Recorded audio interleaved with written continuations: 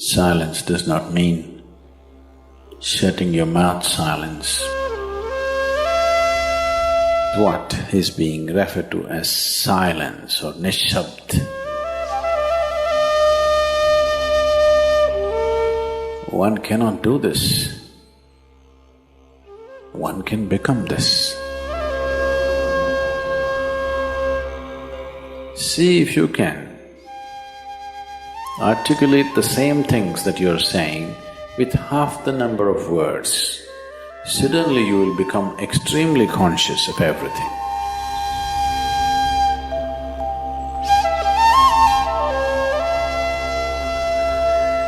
The wind makes its own sound. So does the water.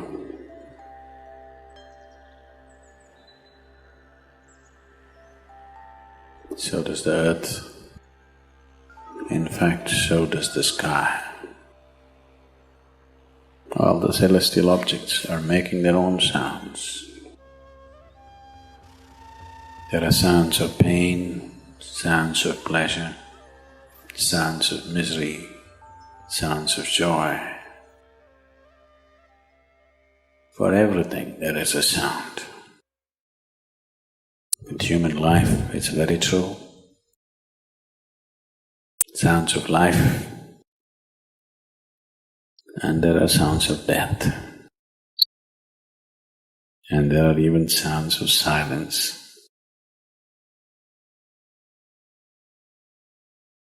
So this complex amalgamation of sounds, different kinds of sounds, creates different intent, different levels of compulsiveness, different levels of bondage, and different possibilities of entanglement.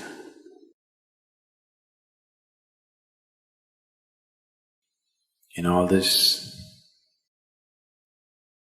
why one chooses to become silent? Silence is not a way of denying yourself life. It is not even about denying yourself articulation. Silence is about moving from compulsiveness to consciousness. All sounds represent different forms and different dimensions of compulsiveness. When one chooses to become conscious, not be entangled in the compulsive nature of the existence, he naturally chooses to become silent. Silence does not mean shutting your mouth silence, plugging your ears silence. You can sing in silence. You can dance in silence. You can even speak in silence. You can even scream in silence. You don't try.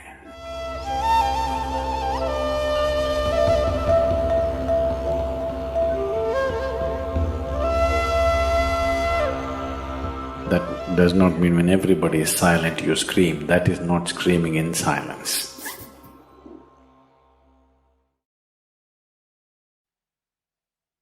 Because sound is of the surface, silence is of the core. It is only the surface which makes the sound. See, now the water is hitting the surface and making the sound. Deep down, there is no sound. That is so with life. On the surface, it is a very complex mesh of sounds, a maze of sounds happening. But at the core, there is no sound. There is no word for no sound in English language. We call it nishabd. That means absence of sound, a total absence of sound. Absence of sound means absence of reverberation. Absence of reverberation means absence of life. Absence of life means absence of creation.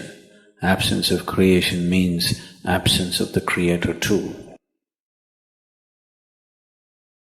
So a space which is beyond creation and Creator, a dimension which is beyond life and death, that is what is being referred to as silence or nishabd.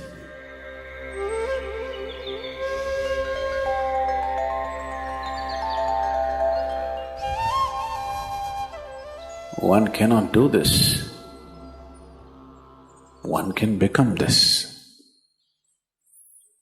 Commonly, there are two words employed to describe this. One is maun, that means you're practicing silence, you're not silent. You shut your mouth and you're remaining in maun. This is not nishabd. Maun means you're practicing silence. If you're practicing something, obviously you're not that. Are you life or are you practicing life? I'm asking you. Are you life or are you practicing life?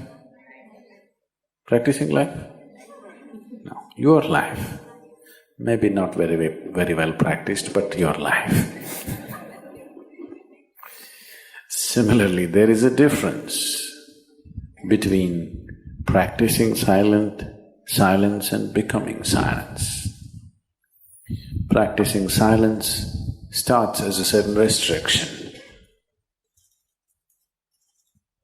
But slowly, as one practices silence, one can possibly become silent. One can become silent in intense activity, but nobody can keep up intense activity forever. Moments of intense activity are only moments, nobody can sustain it. You'll expend yourself. Only if you can achieve it in inactivity, it is sustainable. If something is possible only in intense activity, it is never sustainable. In a very intense and ecstatic moment of singing, somebody may become or taste a moment of silence. But how long can you keep it up? Your throat will tear. And your neighbors may kill you. Possible. So this possibility of coming to silence or becoming silent also means to become still, to become utterly still. Stillness can be achieved in so many ways. If you watch a snake, he's still. If you watch a tiger which is on a hunt, absolutely still, charged but still. These are all different dimensions of stillness practiced for survival. If a snake moves too often, he'll get killed. If a tiger does not know how to be still, he'll never get his food. These are all acts of survival. A human being, for survival, he has to be active. Only when his vision falls upon something which is beyond survival, then he will think of stillness. Then he will understand as he observes himself, as he notices the complexity of one's compulsions. He understands the only way to solve it is to become still. to train this body, to train this mind, to become still.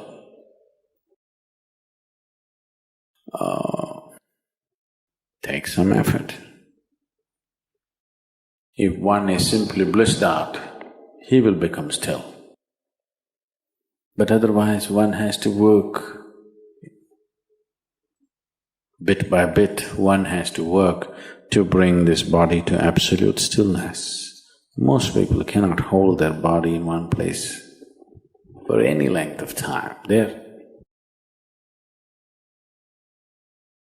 all the time in moment.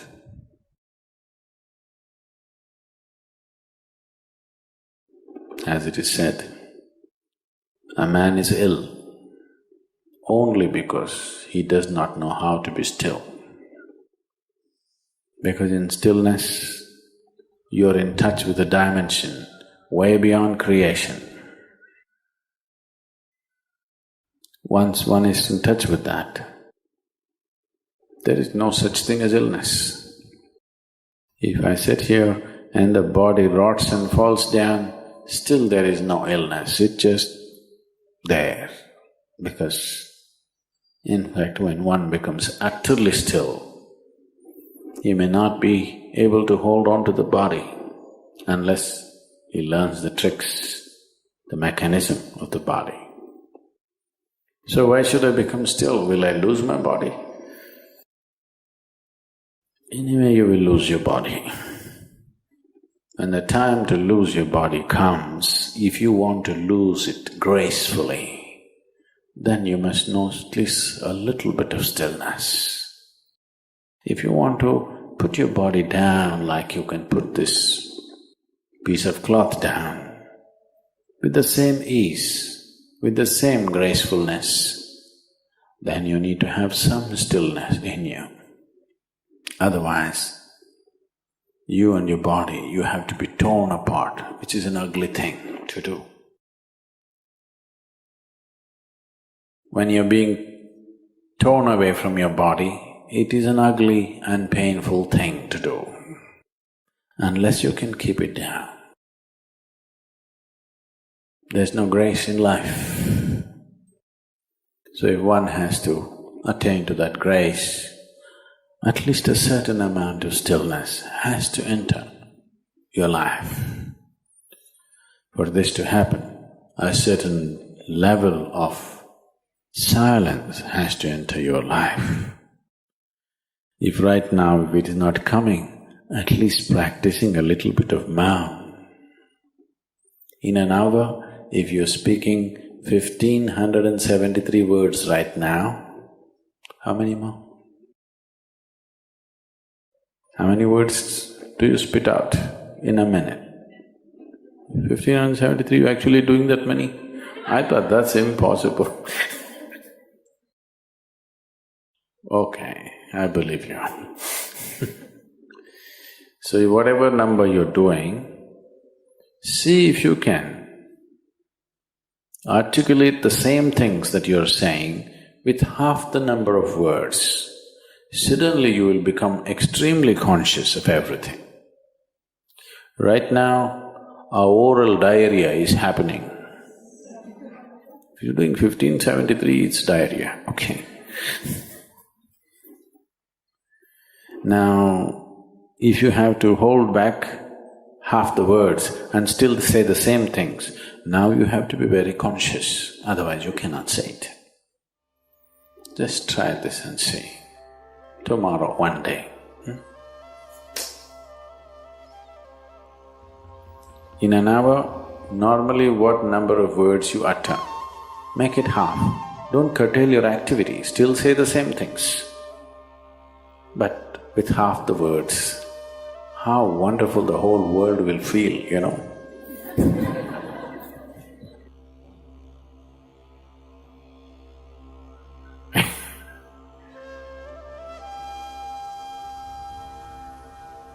World will be a wonderful place, I'm telling you, tomorrow, if everybody does this.